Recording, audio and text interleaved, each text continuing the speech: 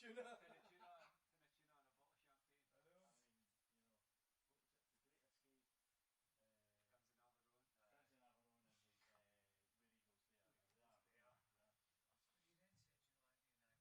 The Great Escape. Guns in Averone. Guns in Averone and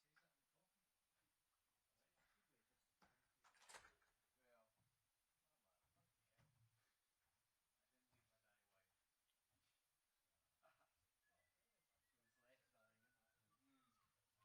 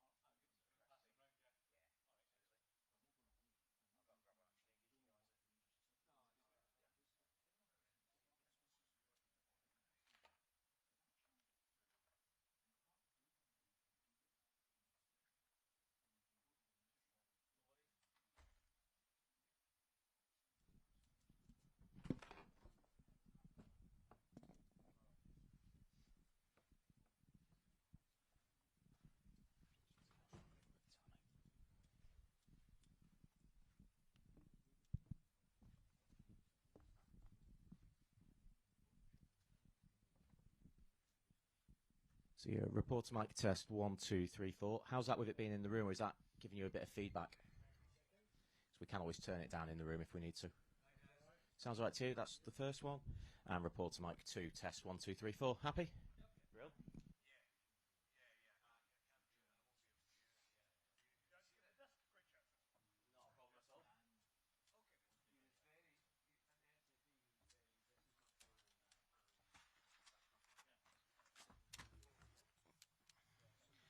Desk mic check 1, 2, 3, 4. 1, 2, 3, 4. And if I look this way a little bit and take a question over this way, 1, 2, 3, 4. All happy? Brill.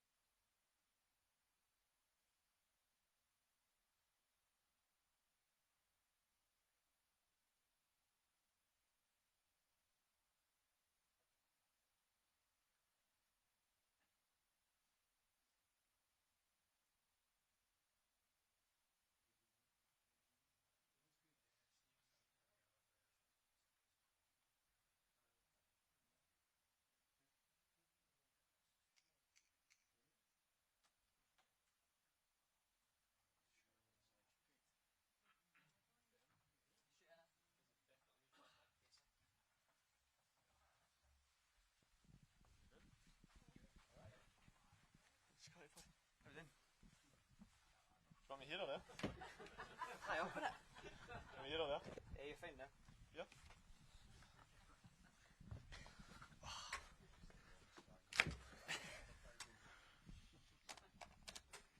How done? Jane, you want to go? Hi John, 10 years almost to the very day since you made your Scotland debut. How do you reflect upon that time, sitting here this evening waiting for another World Cup friendly to get underway? It makes me feel a bit old, 10 years, but brilliant journey, plenty of downs, plenty of great moments. The feeling to pull on the jersey still feels the same when I was 21, 22, so it's nice to have two friendlies now preparing for a tournament compared to the friendly that I was first involved in, which was basically a warm-up for someone else. So it shows how far we've come as a country and as a group of players that's now the case. Did you always have the belief and the confidence that you would be this kind of talismanic figure within the Scotland team? No, not at all. I'd be lying if I thought that I would get 84, 85 caps. One was enough, and the first one was a huge surprise. So at that time, did I envisage becoming such an important member of the squad? Absolutely not. But it fills me with immense pride, and still feel I've got a lot left to offer. Just a final one for me, in terms of the World Cup looming, how conscious are you specifically about the significance of that event and grabbing this opportunity for you personally? It's obviously a huge opportunity for all of us to show what we can do on the biggest stage representing our country.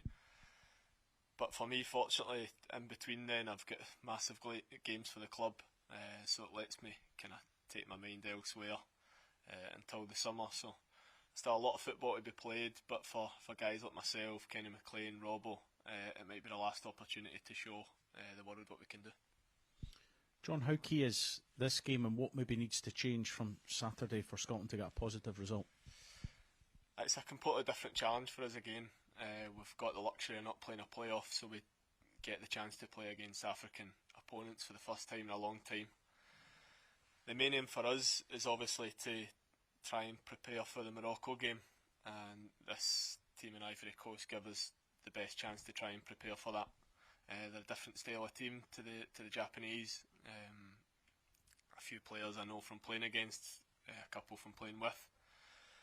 So it's going to be a big test, but what it is an opportunity for the manager to see new players, give players a chance to stake a claim for the summer games. So while we want to win, because we're aware the friendly records or the lack of victories in friendlies is a little bit alarming, but the priority is to get minutes into the boys' legs, give people a chance to show what they can do leading into the summer, which is the priority for these two games.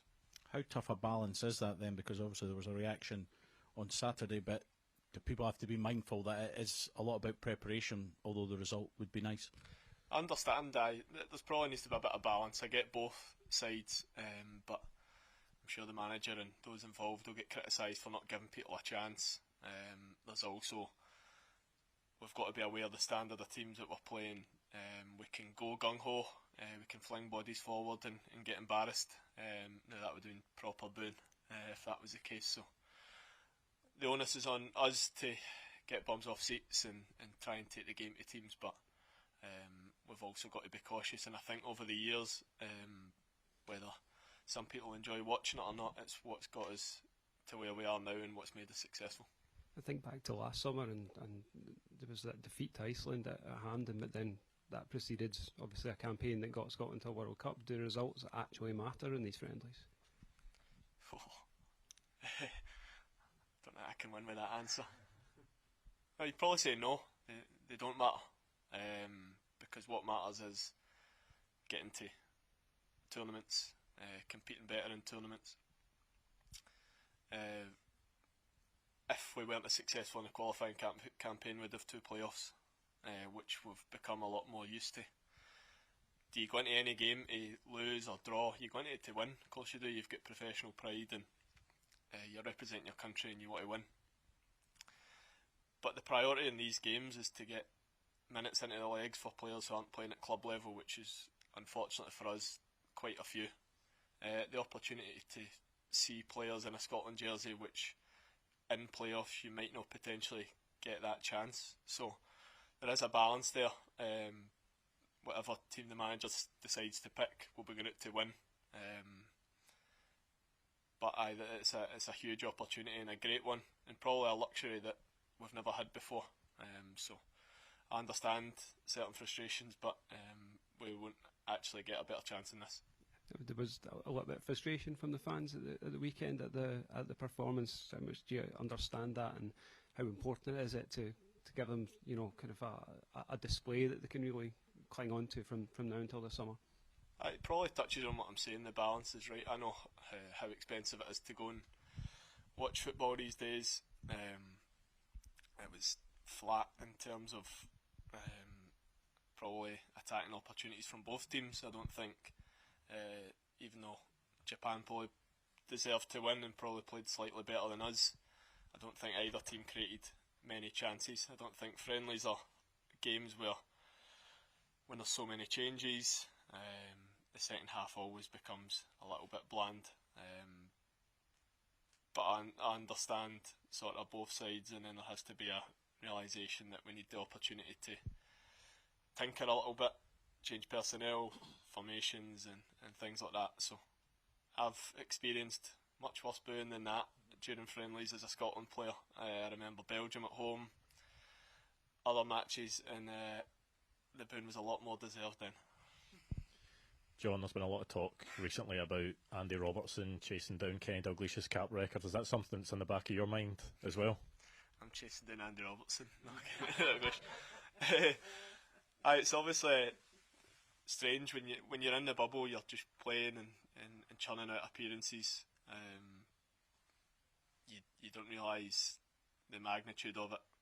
But when it starts to get close to 100, you have your eye on it. You'd be lying if you said otherwise. But the priority, both for me and Robbo, even though he touched on it last week, is to try and get this country through the group stage and achieve something special. So if that meant that was my last 3 or 4 caps for the country, that would make me much happier than playing 20, 25 more with poor results. So we're obviously determined to keep carrying on. I'm determined to do that personally. I've said before, I'll play until I'm told I'm not good enough. I've always said that because I know what it feels like to be at the lower levels, to try and climb your way up. It's no easy and you can't take it for granted. So, but for us the priority is improving a lot on our last 2 major tournament performances and results, and that's the main aim for us. Because Kenny Dalglish said himself in an interview recently that he went to major tournaments, and as much as he enjoyed them, there maybe was that tinge of regret of not getting through the group stages. Is that something that really, you know, you feel about the last 2 tournaments, and something you really feel you need to put right and want to put right for everyone? It's impossible not to regret them. You'd be lying if you sat there and said, oh, I enjoyed that, or we feel we've done ourselves justice. I enjoyed the journey of getting there, but it's impossible to actually sit back and say, oh, like those were the greatest moments we've had in a Scotland jersey. There was small parts of it which you thought, wow, that was incredible. Like the national anthem in Cologne is something I'll never ever forget. But the games, we didn't do ourselves justice, and we know we've got a lot more to offer than that. So we've got another opportunity in the summer because we've earned it. We earned the right to be at the last 2 tournaments. We earned the right to be here by winning the group. So we know there's the capability and the potential to compete with the best nations, and we just need to show it now. John, just on your journey and Andy's journey as well, very similar. You talked about the lows and the highs. You've had, arguably, not many players have had more highs in a Scotland jersey than you two, but do you and him and yourselves as a group feel that the best is still to come with the World Cup coming in the summer? I certainly hope so, but it's a group that's getting on. We've been on this journey together, the same, like you say about Robbo, Kenny, Grant Hanley, Big John Sitter. We've played together for a long, long time, and what we've created is a lot more than what other countries can offer in terms of ability. We've got what you can't buy, what you can't coach, and that's a togetherness and a character which has got us to those tournaments. So we feel as if in those tournaments we underachieved, of course, and I think this summer we just want to do ourselves justice, and what an opportunity, and we couldn't possibly choose a bigger stage to do that on. John, as much as you want to win these games, how important is it we don't get too caught up in friendly results and let any negativity seep in before you go to America? Because it's obviously a brilliant achievement to get there. Aye, absolutely. I think I've touched on it there. I'd happily lose friendlies for the next 10 years to make each major tournament, and that might sound mental, but that's just the reality of it. Would probably deservedly come under criticism if we didn't get through that Denmark game to get us there. But this luxury, like we said, the chance to tinker with formations, to give young players an opportunity, to give players who would normally be on the periphery a chance to become mainstays, and to try and take over from us, because we're not getting any younger. So the next World Cup campaign, those guys we're talking about will be either finished or just about to be finished, probably. Hope no. Craig Gordon might still be playing. But it is a chance, and with the Nations League, with all of these qualification games, you don't actually get too many friendlies. So I'm sure the manager tomorrow will give people the opportunity, and I think we need to make sure that stays fresh in people's minds. And I think even the Curaçao game in the summer and the friendly against I don't know who is another 2 opportunities to try and fine tune things. And if somebody had told you when you left St Mirren and didn't have a club that you'd gone to 3 major tournaments with Scotland, 84 caps, going to a World Cup, what would you have thought back then? No, I would have laughed, but I think you touch upon Robbo's journey, my journey. Loads of other lads in the squad have had setbacks, and you hold those setbacks with you. You hold the people saying no, people saying you're not good enough, and it makes you more resolute, stronger, determined to prove people wrong. And I think for any young player in Scotland who's just had a setback or has fallen out of favour, I think this squad epitomises resilience, I would say, and showing that belief takes you a long way. And to sit here now, hopefully, I don't know if managers are, hopefully a bit to represent Scotland in my 3rd major tournament is something that's beyond my wildest dreams. John, you said earlier about if people want the team to be more attacking, but you said if you go gung-ho you could be embarrassed. Do people need to trust the manager and the tactics that got you to this point in the first place? Because it can be frustration out there sometimes. I would say so. I think in my first, I know I'm heading towards my 85th cap, but in my first 10 to 15 caps I had 3 managers. I may be wrong there, but what the manager has instilled has made us very tough to beat, and we don't have the same squad strength as other squads to go and play that free-flowing attacking football. And I think if anyone in the country, players included, had to choose, let's play attacking free-flowing football but not be in any major tournaments, then I know certainly what option we would choose. I know deep down, if the supporters and everyone in the country had a choice to qualify for 3 out of the 4 major tournaments on offer, or to score more goals and concede more. But when you watch Japan, the movements they have, they're very athletic. They want you to come at them. They want you to just go so that they can pick you off. Now, there's things we need to improve, absolutely. We didn't play our best at the weekend, but it's certainly going into face top teams in the summer. We need to get the balance right of sticking to being hard to beat, but giving teams a problem, and we are capable of doing both.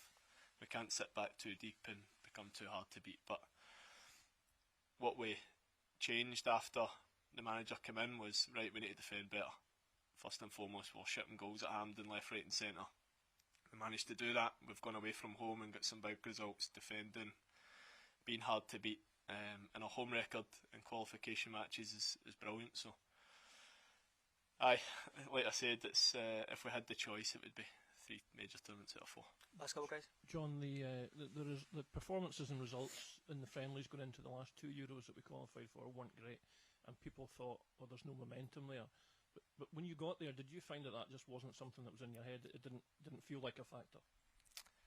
Nah, I don't think those performances and results had a factor. I think it was just us not performing during the 3 games. It's as simple as that, really. I think the momentum, like you say, is probably more important in the end of May, June friendlies than now. But the leading into the Euros, we felt good. We had a good campaign. The friendlies went great, like you said, but the manager did change some things to try and look at different formations, back 3, back 4. But this time we've got the luxury of 4 friendlies, not 2. So hopefully we can iron out what we need in these 2 friendlies and maybe see more of what the manager decides in Curacao and New York. Cheers. All good? All good. Okay. Oh, posh, isn't it? It's posh. The stadium. The hand in it. Right, see you after. Cheers, guys.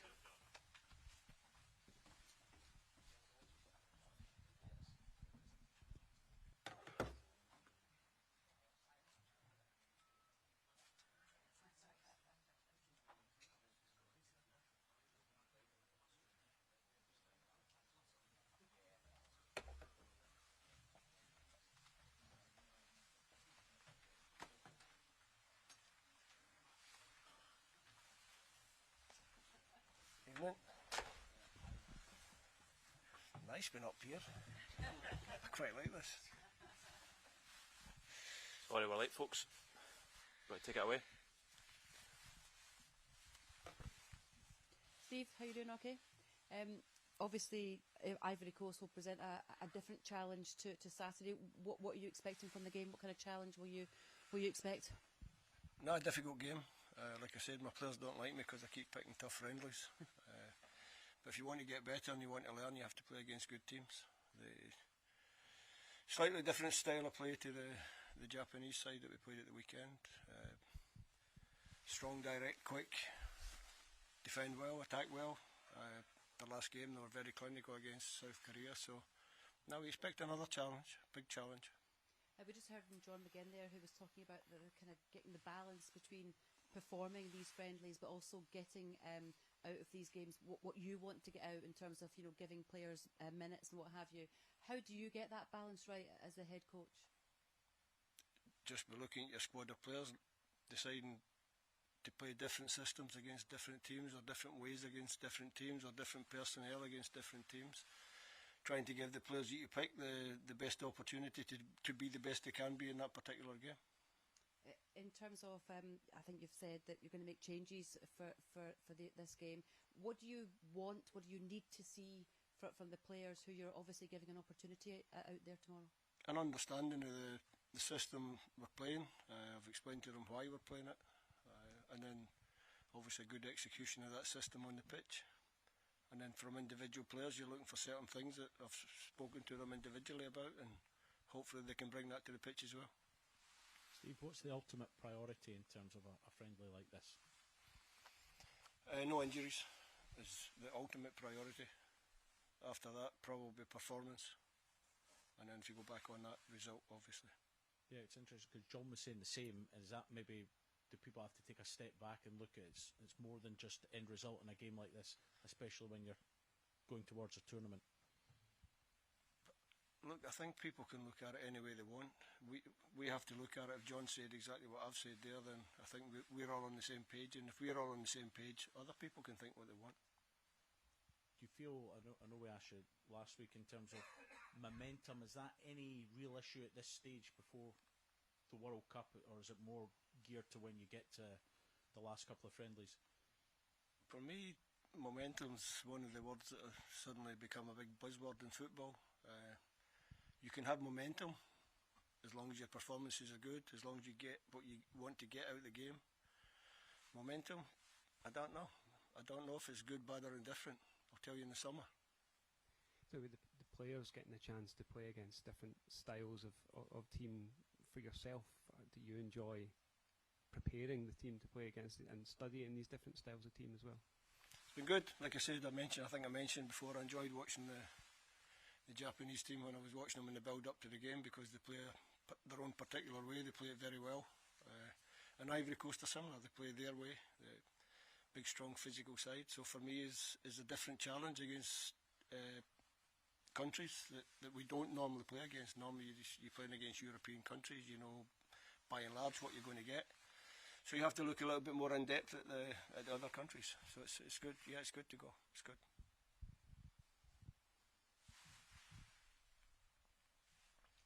Steve, just in terms of the squad... You're not going to pass it to me, show my dummy there. Just in terms of the squad, you said you'd make 6 or 7 changes. Would the priority be to try and get everyone a game across these 2 matches, or is it not as simple as that? It's not quite as simple as that, but you obviously want to get as many boys on the pitch as you can, because they've come away towards the end of the season. They're all desperate to play for their country, so there is a bit of that, but there's also the fact that we're trying to get something tangible and meaningful out of the game as well. So I made a raft of changes the other night during the game, or they'll probably be similar in the game tomorrow. Can you see from the levels of training that the squad is really there, just trying to make that impact, trying to make their faces known to you as much as possible in terms of getting in that squad? Yeah, there's a lot of people trying very hard to impress, which is great, which is what you want. Steve, just in terms of that, do you feel that it's more important, you know, you're talking about rotating and you're going to make lots of changes in the game as well. Do you feel it's more important for you to look at the players that may be in the squad, or are you still trying to kind of iron out what your starting 11 will look like come the start of June, or are you looking more bigger picture, who's going to be in the 26 when it comes to tomorrow's game? You're looking for the squad, obviously. The starting 11's a long way away. The tournament's not till the summer, and I think previous experience will tell you that maybe you go to that tournament without the full complement of players that you think you're going to have. So there is a long way to go before you get there. Hi, Steve. Hi, Keith. Were the players a little bit stung by the reaction after the game on Saturday? And if so, did you feel the need to speak to them about it? No, I didn't speak to them about it. I don't know if they were stung or not. We didn't actually talk about it. For us, it wasn't a big issue.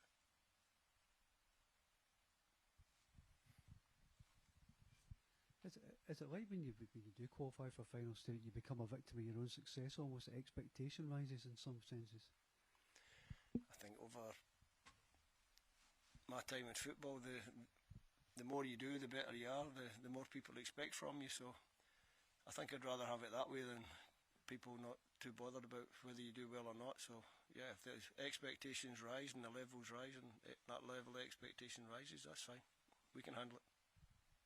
I think, Steve, you said elsewhere you're going to name a kind of provisional squad at the start of May and then whittle that down when you need to. Can you just tell us how that's going to work in terms of numbers? And it's a FIFA requirement where you put in a squad. I think it's about 55 names. I'm definitely number 55. What, realistically, how many names do you think will be on that list? I'll find 55. Will you? Yeah, for sure. I'll find 55 names. So that'll be starting in May, and then by the time what we go to the... Now, on the back of that, then obviously your 26 will come for that group. It's just a FIFA requirement. That's what we have to do. Do the 26 have to be come from the 55? Nah, I think there can be late additions. Hopefully, I don't forget anybody. It's all right. We'll work on it. I've got Nazy as well. Stephen Naismith wants another cap.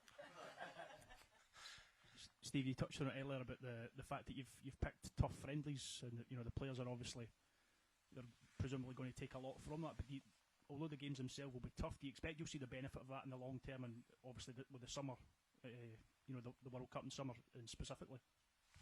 Hopefully, because like I said, we're playing against countries that we wouldn't normally come up against. It gives us a broader feel of international football. But it's been something that I started a while ago, and I think it's been very, very beneficial when you look at some of the friendly matches that we've taken on in terms of qualifying and knowing the level you've got to get to and how to get over the line in those those qualifying games.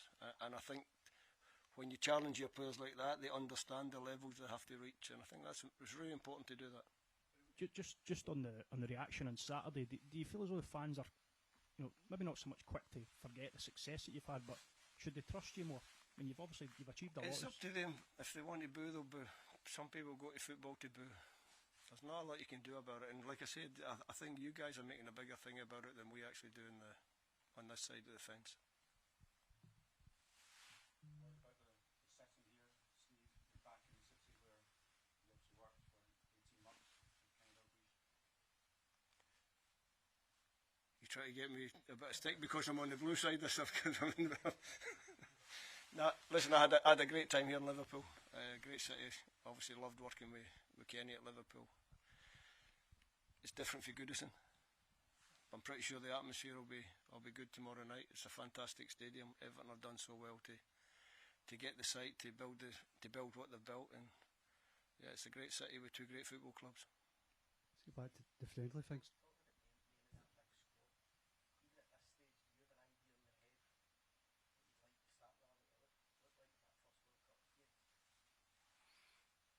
I think people can probably guess a few of the names that are going to be in it, same as me. But like I said, there's a long way to go before you get there. Just wanted to ask, Stephen, the difficult friendlies thing, would it be easier to take friendlies that are a lot more winnable and kind of win a bit of public acclaim or what have you? But it might make our record in friendlies a little bit more palatable, but I'm more interested in our record in qualifying games, and obviously I want to be better in the tournament games as well, so hopefully we can address that this summer.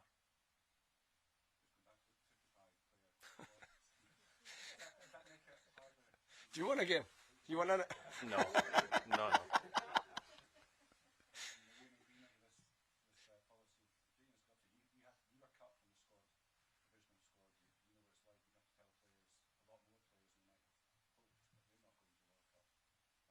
Nah, not from the 55. I won't be doing that. I won't be going round every single name, and I won't be standing looking in mirrors telling myself you're not going either.